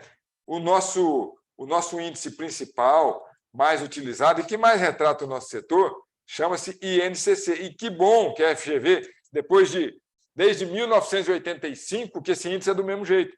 E agora nós estamos aí. Que bom, que agora deu uma movimentada, começou a ouvir algumas pessoas do setor aí e vai alterar a forma de fazer. Ótimo, excelente. Então, esses 4 pontos aqui, ó, eu diria que ela trabalha com uma gestão inteligente. Mas olha que eu estou repetindo 4 vezes a palavra gestão.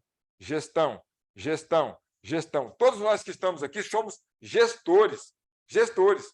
Alguns de nós até sabem fazer um reboco, assentar um tijolo. Né, Nilson? Eu aprendi isso uma época. Eu fazia uns mutirões e o pessoal de tanto ria de mim, rapaz. Eu ia chapar a massa, principalmente em teto. Né? Ela voltava no olho aqui, que era uma beleza. Mas depois você vai aprendendo. Mas hoje nós não fazemos isso mais. O que nós fazemos é gestão. Então, nós temos que trabalhar com gerenciamento para poder alcançar o que nós temos que alcançar.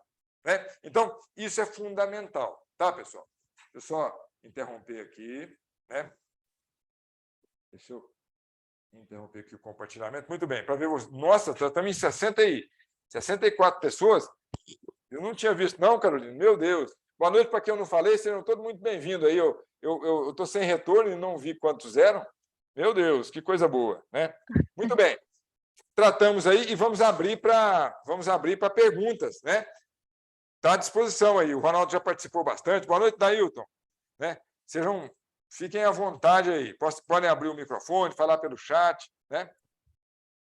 Aproveitam, pessoal. Aproveita porque ele tem muito para compartilhar, viu? Perguntem. E outra coisa, a Caroline, ela me falou, parece que o MBA de Gerenciamento de Obras vai se abrir a próxima turma no dia 14 de abril, e ela disse que vai ter uma surpresa para vocês aí no final. Eu estou sabendo, né, Carol? É sim. Vou Vou deixar para o final. Muito bem. Pessoal, brincadeiras à parte, estou à disposição de vocês aí para perguntas, comentários, né, observações. Fiquem à vontade. Quem quiser perguntar, pode tirar do mudo, tá? Tá liberado. Pode tirar. Ô, professor Gilberto. Fala, doutor. Quem está falando comigo? Deixa eu ver. Quem está falando é o Júlio, do computador da Tainá. Ô, doutor Júlio. Como vai, doutor Júlio? Satisfação. Boa noite. Boa noite. Seu Gilberto, eu moro no Amapá, né? Mais especificamente na capital do Amapá, Macapá. Certo. E aqui a gente enfrenta dificuldade com mão de obra, né? Uhum. Olhando a sua questão, o seu ponto que o senhor chama de gestão inteligente da mão de obra, né? A gente lembrou aqui da literatura do Aldo, né? Do Aldo Dora Matos, que inclusive ele faz a comparação da mão de obra do Brasil, né? Com base na legislação, né? Aqui a nossa conversão do trabalho, e eu uso as palavras do Aldo, né? Ela é muito paterna, né? Então chega a ser uma compensação de, olha, a mão de obra não é tão qualificada, por isso ela recebe pouco e tem muitas vantagens, né? E talvez isso seja a nível nacional. Não sei, não tenho tanta convicção para falar nisso, né? Mas o fato é o seguinte, é que a mão de obra, seja ela de um servente, ou de um pedreiro, ou de um oficial mais qualificado, né? Ela, querendo ou não, deixa muito a desejar, né? Então, o que acaba acontecendo, né? A gente fica nesse impasse, né? De como é que faz uma mão de obra inteligente, né? Então, fica nessa. Eu que deveria propor mais qualificação, né? Ou seja, eu deveria me desdobrar ainda mais para cobrar produção, para então ser leal a ponto de cobrar, né? Enfim, acho que ficou claro nisso. A pergunta é, e quando não tem jeito? Acho que nem os índices do SINAP corrigem isso, né? Sabendo ali das referências, enfim. Quando não tem para onde correr, e aí, o que que faz? Investe em qualificação, né? Mais um custo indireto aí, né? Mais um dreno. Como é que faz? Isso. Boa colocação aí, o Júlio. Inclusive, já demos aula aí também no MBA de Gerenciamento de Obras em Macapá, né? Aí eu fui visitar o Museu do Sacaca, não é isso? Não tem aí? Exatamente. Inclusive, está tendo uma edição especial essa época aí, né? Falando um pouquinho da história. Tem uns netos lá, estão participando. Enfim, a pandemia ela destruiu com o polo que tinha aqui, né? A Tainá hoje faz uma pós online de avaliação, enfim. A ela que me indicou a aula e a gente está aqui vendo, acompanhando aí. Muito bem. Então, em relação a essa questão da mão de obra que você colocou, as leis sociais são paternalistas mesmo, né? O setor da construção civil ele sempre foi um grande empregador de mão de obra, né? E aí, lá atrás, a legislação ela protegeu, então, ela protegia isso e jogava para a construção civil as pessoas menos qualificadas, infelizmente. Tanto que e ainda tem alguns setores que é uma vergonha o cara dizer que trabalha na construção civil. Ele ser ajudante da construção civil, poxa, é ruim, porque é como se não houvesse outro tipo de qualificação. Então, nós temos esse problema mais crônico mesmo, você tem razão. Por outro lado, Júlio, o que nós podemos fazer é vir selecionando a nossa turma. Selecionando, e no caso seu aí, eu conheço aí a mão de obra, fiz obra em Manaus, né? São pessoas muito acolhedoras, mas às vezes com determinada característica de trabalho, né, determinado tipo de obra, a gente teve que mesclar a turma, colocar alguns, entre aspas, alguns líderes, né, de atividade e para os outros irem aprendendo junto. O que eu gosto muito, Júlio, é de capacitação, treinamento.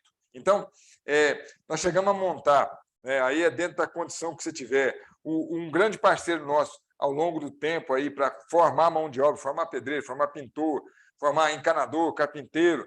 Eu cheguei a fazer cursos no Senai disso, para poder entender a produtividade como é que era, o Senai. Eu não sei como é que é a condição aí, mas ele minimamente treina, né, e coloca numa condição que a gente pode começar a desenvolver mais. Então, essa é uma das saídas, sabe, Júlio? Agora, remunerar por produção sempre, né? A gente vai sempre... eu sempre, vamos dizer, eu fui formado dessa forma, né, e acredito muito nisso, porque é uma forma justa de se pagar, né, quem vai produzir, quem está interessado, né, e uma forma de acordar quem ainda não alcançou produtividade.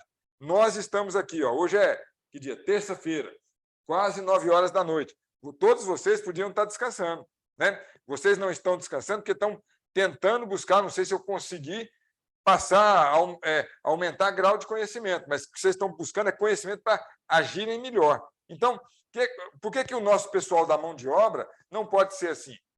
Eles vão ser assim à medida que a gente poder, que nós fizermos uma remuneração por produtividade e todo mundo tiver que correr para poder crescer nesse sentido. Lógico, sempre vai ter que ter alguns mecanismos de proteção. Não dá para tirar tudo, porque tem que proteger de alguma forma, mas minimamente. A melhor proteção que eu conheço, eu tenho um grande exemplo aqui, é o Hudson. Eu, em sala de aula, sempre cito isso. O Hudson era um camarada que trabalhou comigo por muito tempo, né? O Hudson vivia fazendo curso online, sabe, Carol? Sempre buscava no Senai, buscava... O Hudson ele era pintor originariamente. Aí um dia ele chegou para mim, Gilberto, me dá uma oportunidade como pedreiro. Uai, como? Você é pintor, pô? Não, eu fiz um curso. Onde você fez o curso? Não, eu fiz um curso online.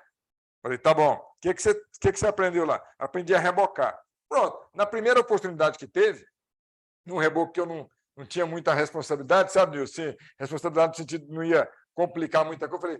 Falei com o mestre, põe o Hudson lá. Rapaz, e o Hudson fez, não tinha muita produtividade, mas um reboco impecável. Daí a pouquinho o mestre foi soltando, aí ele foi adquirindo habilidade. Beleza. Passou um certo tempo, o Hudson veio, Gilberto, me dá a oportunidade ali para sentar uns pisos. Eu falei, você está doido? Não, rapaz. Eu falei, você era pintor, você é pedreiro de reboco. Eu fiz um curso, eu falei, já sei, online? Não, agora fui no Senai e fiz. Beleza. Conversei com o mestre, colocando lá para poder fazer. Foi. O Hudson virou mestre de obra, gente. Mestre de obra. Né? Então, quer dizer, mas correndo... E hoje ele é mestre de obra e no final de semana, olha isso, Nilson, ele montou com a esposa dele um forninho de pizza lá onde ele mora e pelo WhatsApp, ele avisou os vizinhos e montou uma rede como se fosse um iFood. Mas não é iFood, ele recebe pelo WhatsApp a entrega na casa fulano e tal, na vizinhança dele. Então, o que é isso? É o cara correr atrás, buscar para melhorar. Eu acredito demais nisso. Lógico, tem que haver um mínimo de proteção, porque aí tem, pelo menos por um certo tempo. Depois eu acho que não precisa mais.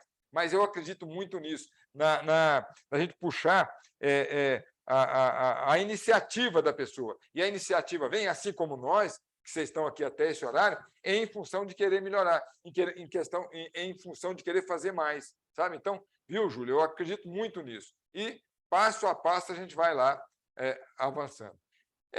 O Williams tem 1 em 1 milhão. Ele vai, mas assim, eu conheci muita gente, cara, muita gente que corria atrás, que avançava. Tem os outros também que, infelizmente, o que o Júlio falou, a legislação protege de tal forma que ela estraga, entre aspas, né? Estraga muita gente. Porque o cara é um bom profissional. A partir do momento que você resolve registrá-lo com carteira assinada, ele põe o pé dentro do canteiro, meu amigo, o cara desanda, né?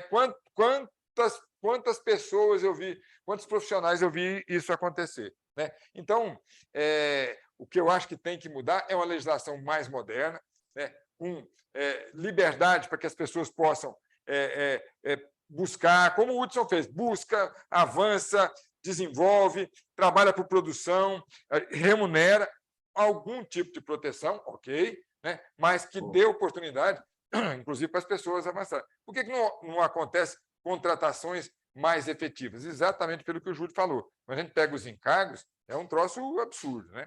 De caro. Mas acontece mesmo. Obrigado, viu, Júlio? Obrigado pelo gancho aí. O professor, obrigado, professor. Diga, eu William. falei que 1 em 1 milhão, mas assim, meu pai era pedreiro, eu trabalhei de pedreiro com ele muitos anos e trabalhava e estudava, né? Eu, meu irmão, a gente sempre correu muito atrás. Graças à mamãe que insistia, vocês vão estudar, vocês vão estudar.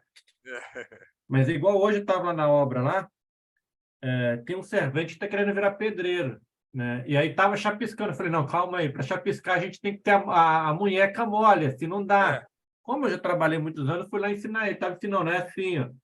Por enquanto ele consegue chapiscar só de um jeito. Falei, ao contrário, não vou complicar sua vida não, mas a munheca tem que ser mole. Então, sim. Tem que ter o joguinho, né? Tem que ter a munheca mole, senão não vai, não consegue. Tanto para chapar massa, quanto para chapiscar muito mais. E ele estava explicando, eu converso muito com o pessoal que eu tenho liberdade, que nada cai do céu, apenas chuva e de vez em quando um raio. Então, assim, eu falo que o pessoal, é muito bom chegar em casa, descansar, ou sair o final de semana, mas você tem que abrir mão para ter outras coisas. Né? Ou deixar um final de semana, ou tem que estudar. A faculdade não é barata, mas hoje é mais acessível. Hoje você consegue um financiamento, você consegue alguma coisa do governo, sempre consegue. E aí você vai melhorando. Mas, igual você falou, essa mão de obra hoje está um problema seríssimo no Brasil inteiro. Não é só em Macapá, não é só no Amazonas, não é só em Minas, não é só aqui em Santa Catarina, mas está geral. A gente está com uma quantidade de gente ruim de serviço. Ruim. É verdade, William. É verdade. E se você chamar a atenção da pessoa, se for um pouquinho mais ríspida com a pessoa joga a colher fora o que tiver na mão e vai embora. Né? O que eu falo com o pessoal é que a gente tem que valorizar os bons profissionais e penalizar os ruins, não tem jeito. Porque senão você fica com uma equipe horrível o resto da vida. E, infelizmente, eu peguei uma obra, já estava andando, estava no meio caminho, e ainda continua isso. Eu ainda não tive força, mas eu já falei para um dono lá, que é o dono da empresa, próxima obra, essa equipe eu não trabalho. Se você quiser colocar outra pessoa, ou com esse encarregado, o gatinho lá que ele contratou, se você quiser ficar com ele, você fica. Eu não trabalho. Mas por que? Eu falei, gente, vocês me desculpam, uma parede que era para ter, vamos colocar estourando 3 centímetros de reboco, tem lugar que está com 6, cara. Para mim é um absurdo. O cara não coloca um mestre, cara, e mestre de obra tem que ficar em cima direto. O que a gente está perdendo de dinheiro aqui, vocês não fazem ideia. Né? É verdade, Williams. Eu já vi o Alex e Sanderson, já vou dar a palavra. Só 2 comentários aqui, o Fábio perguntando se não está faltando legislação para proteger esse profissional de mão de obra pesada. Na verdade, Fábio, existe legislação de sobra, né, em relação a isso. E o Eduardo falando aqui, já eu dou umas dicas, viu, Eduardo, sobre cronograma físico-financeiro, tá? Um bom livro foi citado aqui o livro do Aldo Dória, mas o segundo livro, que chama Planejamento e Controle de Obras, alguma coisa nesse sentido. Tá? É um bom livro. Só fazendo um comentário em cima do que o Williams falou, eu estava fazendo um curso sobre técnicas de produção enxuta com um instrutor que era um japonês, né, que trabalhava na Toyota. Então, ele começou trabalhando na Toyota como gerente, como gestor, depois foi abrir fábrica na Inglaterra, na França, e o camarada lá pega uma certa idade, ele vira instrutor, né, coloca como para poder ensinar os mais jovens. Tal.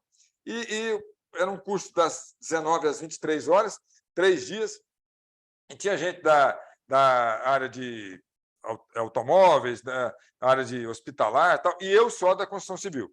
Então, para fazer uma história comprida curta, quando chegou no finalzinho, 15 minutos finais, como esse nosso aqui, ele abriu para perguntas, e aí teve uma moça que fez uma pergunta que era da área hospitalar sobre estoque e tal, mas essas duas, tanto o que ele falou sobre estoque, mas o que ele falou sobre a característica do gestor, me impactou que eu perdi o sono, gente, essa noite. Né? Ele virou, o cara da indústria automobilística falou assim, professor, inclusive a palestra do cara era em japonês, com tradução simultânea. Né?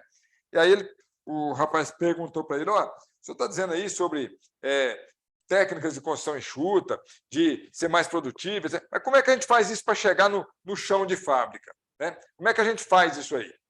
Eu falei, agora eu quero ver como é que o japonês sai ali da enrascada. Aí ele virou e falou assim, olha, aqui no Japão, a gente faz o seguinte, a pessoa trabalha 8 horas no nosso trabalho. Né? A gente não faz, dificilmente nós fazemos hora extra. Por quê? Porque a pessoa tem 8 horas e ela tem as outras horas, as outras 16 horas, ele dorme, toma banho, não sei o quê, e as outras ele vai cuidar da família, tem que fazer alguma coisa. Tá? Então, são 8 horas. Só que ele está dedicando 8 horas da vida dele para a empresa. Então, os gestores e os gerentes são treinados e preparados para formar, para montar naquelas 8 horas um momento que seja altamente significativo para aquela pessoa que saiu de casa e veio dedicar 8 horas para a empresa. Então, o gerente, o gestor, ele reverencia, ele protege, ele valoriza esse camarada, fazendo com que o dia dele seja significativo. E o que é o dia ser significativo para esse trabalhador, do ponto de vista do trabalhador? O trabalhador se sente muito grato pela empresa, porque a empresa possibilita para ele dinheiro para comprar, alimento, roupa, cuidar da família, remédio, parará. Então, ele se sente muito grato quando ele pode ser produtivo. Assim como o gestor trabalha para que ele seja produtivo naquele momento e tenha uma jornada significativa. Gente, isso é de uma profundidade impressionante, impressionante. Isso supera a legislação, isso diz respeito à relação humana. Diz respeito ao seguinte, vou pegar o Alex, vou colocar ele, Alex, você vai trabalhar na minha empresa no dia de hoje, só que o Alex parou de fazer uma coisa que era fundamental, que era estar junto com a família dele, para dedicar para a empresa aqui. Agora, eu vou fazer com que o dia dele seja o mais produtivo possível. Em contrapartida, o que o Alex vai fazer é, no sentimento de reverência, de respeito também com a empresa, né? Ele vai ser o mais produtivo possível. Gente, não é à toa que nós temos uma Toyota líder mundial, né, que ela explodiu em termos de produtividade, de resultado, como foi. Né? E essas empresas aí, que não só a Toyota, mas, vamos dizer, os tigres asiáticos ali, que vem Hyundai, etc. Então, é um tipo de mentalidade que foge do comum, muda, extrapola. Né? Então, é outra situação. Vamos lá, o Sanderson, depois o Alex. Eu não sei se eu estou falando seu nome certo, o Alex, mas estou vendo escrito, ele chama de Alex. Tá? Diga, Sanderson. Olá, boa noite, professor. Boa noite. Minha dúvida aqui é sobre a parte que o senhor estava falando do estudo de viabilidade. O senhor citou ali o CUB, né, custos históricos, e o orçamento parametrizado. Isso. Esse orçamento parametrizado, o senhor citou como a melhor solução, né, para a gente fazer o estudo de viabilidade, mas aí o senhor não... Eu queria perguntar do senhor como que de fato é feito isso, entendeu? Se tem algum... Porque ali olha, o clube a tem gente sabe, tem o site, vai no curso histórico, vai verificar as obras anteriores e tal, mas aí esse que é o melhor. Exato, você nunca tinha ouvido, né? Tem um Não. livro que chama Custo Sem Susto. Custo Sem Susto. Dá uma olhadinha nele.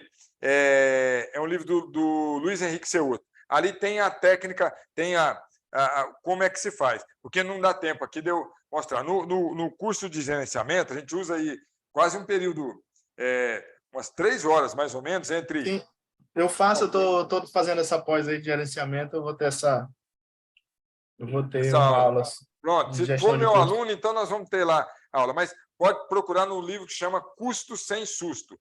É um método para gestão de custo, alguma coisa assim. Mas o livro chama Custo Sem Susto, tá, Sanders? Tá, beleza, eu vou olhar aí. Obrigado. Valeu. O Danilo falando sobre o Kanban, já eu leio aqui quem é o autor do livro Custo Sem Susto. Ronaldo, é o Luiz Henrique Seuto, Ceotto, tá? Opa, beleza. Eu não sei quem é o Samsung, mas que coisa boa, Samsung. Diga, o Alex. Opa, boa noite, professor. Boa noite. Falou certo, hein? Falou certo. Pois não. ainda. Eu fico com medo, rapaz. O Johnny eu acertaria, mas eu falei, vou falar o Alex Johnny. Não, tudo bem. O colega aí falou a questão sobre a qualificação do profissional. Isso. E eu venho até levantar uma questão que... E quando essa mão de obra é bem escassa, que eu não chego nem a ter esse profissional. Por exemplo, eu sou de Goiânia e tenho ali uma negociação para conjunto habitacional, por exemplo, lá no Mato Grosso do Sul. Então, como que, assim, o primeiro passo ali é a questão de viabilidade para gerar menos custo? Eu teria que levar uma grande equipe daqui, porque lá não tem, como que eu poderia dar o start ali disso aí? O Alex, eu gosto muito de começar menor e crescer no jogo, né? Então, se o contrato, você tem um contrato, pelo que eu entendi, você tem um conjunto habitacional que você vai fazer no Mato Grosso, é isso? Isso. Isso. Então, o que pode ser feito? Avaliar, do ponto de vista de planejamento, você iniciar o que você tem de prazo para poder fazer e você vai ter que ter um início um pouquinho menor. O que eu fazia quando eu ia fazer a obra fora, e quando eu vim de Goiânia para cá, eu saí de Goiânia e vim para Brasília, né? E eu vim para fazer obra. Então, e aqui a mão de obra muito boa, mas não encaixava com os valores que a empresa que eu trabalhava tinha fechado os contratos. Então, eu acabei trazendo algumas pessoas, mas é como se fosse, entre aspas, líderes nas áreas que eles faziam. Então, eu trouxe uns 2 ou 3 carpinteiros bons, uns 3 profissionais de melhor qualificação que trabalhavam como pedreiro, tal, e vinha mesclando a equipe, e aí, com um mestre já mais experiente, vinha selecionando. Então, quando isso aí acontece, exatamente os multiplicadores que o Ronaldo falou, né? Você vai criando multiplicadores e vai avançando ali. Então, você tem que ter uma contratação maior ou uma abertura maior, vai absorvendo e testando algumas pessoas e selecionando, né? E tendo os multiplicadores junto, e cobrando cada vez mais, e fazendo um pagamento, se possível, por produção, né? Não é simples, você vai levar aí um período, sei lá, talvez um mês, 2 meses, para começar a montar a equipe e depois começa a girar. Mas aí você tem que montar um planejamento de forma que você tenha no planejamento esse período aí, porque não há outra forma, não tem como você fazer. Ou se você tiver uma brechazinha, terceirização, que é outra forma. Você pega alguém, né, que já tem uma empresa que você tem ali. Normalmente, o terceirizado na nossa área, ele era um encarregado, um bom carpinteiro, etc., que tinha uma condição de fazer, juntou uma equipe, né, e foi levar essa equipe montou uma empresa, né? Então, aí cabe fazer a conta, sabe? O que fica, aí depende do seu prazo, mas eu estou colocando aí algumas possibilidades, tá? Ok? Sim, beleza, professor. Ok. Para aprofundar, Valeu, eu tinha que obrigado. entender bem o caso, saber tamanho de obra, Sim. quanto tempo você tem, aí para a gente poder ver, tá? Certo. Não, beleza. Okay? Valeu. Deixa eu ler aqui o nosso... o Eduardo falou, poderia dar umas dicas sobre o cronograma. Eduardo, o livro não é esse aí. Esse também tem alguma coisa, mas é o livro chama Planejamento e Controle de Obras. É um livro de capa vermelha, também do Aldo Doria, viu? A Andréia, como melhor gestão inteligente de mão de obra, vejo gestão de material. Principalmente quando temos cálculo previsto de material, ele é mal utilizado pela mão de obra. Como conseguir melhorar o desperdício nesse aspecto? E como utilizar os materiais que foram calculados a mais por causa de alguma folga de possibilidade da empresa que possa minimizar os impactos ambientais. André, vamos lá. Sobre gestão inteligente de mão de obra com material. A gente começa, né, puxando o grau de consciência. Olha o que eu estou falando. O grau de consciência da nossa mão de obra é através do bolso, né? Quando você vai fazer uma premiação por produção, né, o camarada, vou te pagar por produção aqui, tantos reais por metro quadrado que você fizer, ótimo. Agora, vou ainda te dar um DX, um X% a mais, se você conseguir fazer com essas tantas caixas de porcelanato que eu estou te entregando aqui, ou a quantidade de tijolo que está disponibilizado para você poder fazer a alvenaria. Então, são iniciativas como essa, aí você tem várias formas. A gente costumava fazer uma premiação, André, onde você colocava o funcionário de destaque da semana, né? E ele ganhava uma etiquetazinha, tipo um botãozinho que ele colocava no capacete. E no final do mês tinha a premiação dos profissionais que se destacaram ao longo da semana. Eram 4 ou 5. Essa premiação era feita no momento do café da manhã, cedinho, e normalmente o profissional recebia um selinho dourado, como se fosse uma medalhinha de ouro, para colar no capacete. E quem colava, como o Nilson mostrou ali, se ele tivesse filho pequeno, e a esposa e o filhinho dele para lá, e o filhinho que fazia colagem do adesivo. E naquele dia ele podia almoçar numa churrascaria, a rodízio, ele e a família dele. Quanto é que custava isso? R$150, quase nada, né? Mas para essa turma, nossa, aquilo era motivo de... O cara não cabia em si, ele não passava na porta do almoxerifado, que era de 1 metro, ele ficava desse tamanho aqui, ó, né? Então, eram pequenas iniciativas assim, André, que iam melhorando um pouquinho esse nível de consciência. E sempre, né, gente? Sempre. Numa relação leal. O que é relação leal? O cara não quer fazer, não quer... Tá bom, não tem problema não. Pega na minha mão aqui, até a próxima. Numa próxima, a gente volta a trabalhar junto. Essa troca, essa dispensa, faz parte da relação leal, né? Imagina, a Caroline me contrata para que eu faça um trabalho lá na casa dela. E eu começo lá, não está legal, eu começo a demorar muito, gastar o material de forma incorreta, ela fala comigo, eu não atendo, o que ela vai falar? Gilberto, não faz sentido, vamos encerrar a nossa relação, você não está fazendo o combinado, mas também, tranquilo, em outra oportunidade, se der certo, voltamos a trabalhar junto. Isso faz parte da relação leal também, sabe? O paternalismo atrapalha muito, né? Então, nós temos que ter mecanismos aí de premiação, mas da premiação da produtividade, do zelo, do cuidado, etc., e dentro de uma relação leal. Tá, André? Muito bem, alguém falou comigo aqui, multiplicador. Legal, muito bacana esse sentido. E essa iniciativa para os contratados? Também, do mesmo jeito. A gente fazia isso aí para os terceiros. Aí, o Lidiane, o Eduardo, olha ali o livro que a Lidiane colocou. Exatamente isso. Muito obrigado, viu, Lidiane? Então, André, a gente já combinava isso aí com os terceiros. E mais, né? A gente combinava para os terceiros fazerem esse mesmo trabalho e os terceiros nos ajudavam a pagar lá o rodízio, etc., daquela turma. Rodízio é um jeito de falar, eu ia almoçar num local diferente, lá com a família. Aquilo era um evento, o cara não esquecia, a esposa dele não esquecia, os filhos muito menos. Era, papai ganhou ali um selinho de ouro. Ele queria levar o capacete embora. Normalmente a gente deixava levar, né? Mas era, sabe, é um negócio que... mas sempre, produtividade, cuidado com o material, atendimento e atenção àquilo que eram as normas combinadas, né? Tem a premiação desde que faça jus, né? Era um negócio bem sério, levado muito a sério, né? Muito bem. O que mais, pessoal? Eu li até os nossos informes jornalísticos aqui, né, Carolina? Maravilha. Até agora, 57. vocês me escutando falar e não forem embora, eu fico satisfeito demais, gente. Muito obrigado mesmo. A gente que agradece, viu, professor? Eu quero agradecer aqui em nome do IPOG mais uma vez, viu, por sua disponibilidade em estar aqui com a gente, viu, você sempre muito solícito, só falar, ele, não, tô dentro, tô junto, então eu Para quero mim é uma agradecer honra, para mim muito. é uma honra, viu, Carolina? É E uma para honra. nós também, viu? Como diria, assim, tem vários alunos, né, do professor aqui, mas quem não conhece, ele tem uma bagagem muito grande, muita coisa para passar. Aqui, como diria, foi muito rapidinho, né? Não dá para passar tudo. É só uma pontinha do que a gente É. poderia estar falando de custos, mas o professor conseguiu, né, trazer conteúdo de verdade nesse período que a gente estava aqui. Então, muito obrigada, viu, professor?